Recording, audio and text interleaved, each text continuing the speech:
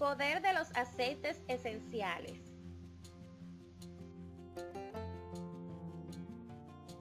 Nuestra receta se basa en la miel y los aceites esenciales.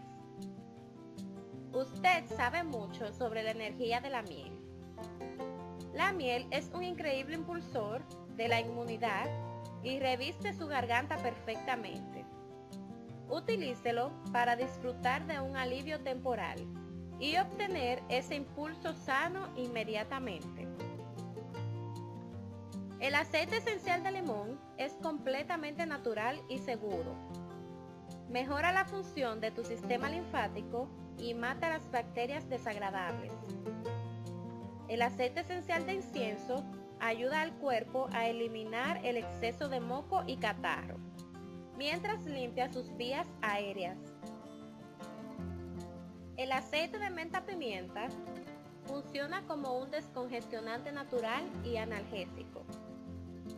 El aceite esencial de lavanda ofrece efecto antibacteriano y antiinflamatorio. Receta casera de jarabe con aceites esenciales para la tos. Esta receta funciona bien para los adultos. Si desea utilizarlo para sus hijos, asegúrese de aprender más sobre los aceites esenciales y sus beneficios. Algunos aceites no se recomiendan para los niños. El uso de aceites esenciales requiere cautela, especialmente si su hijo tiene 2 años o menos.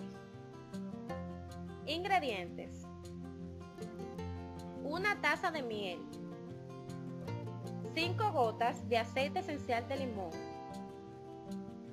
4 gotas de aceite esencial de incienso, 5 gotas de aceite esencial de pimienta, 5 gotas de aceite esencial de lavanda.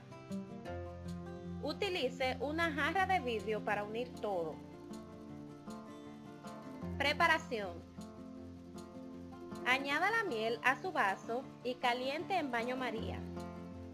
No lleve directamente al fuego ni hierva porque el calor destruye las enzimas sanas. Añada los aceites y revuelva bien. Tome una cucharada de este jarabe para la tos 3 o 5 veces al día. Si te gustó el video, no olvides suscribirte a nuestro canal y activar la campanita de notificaciones para que estés al tanto de los videos que publicamos diariamente.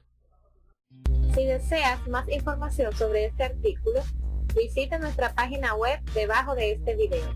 Allí tenemos más información detallada.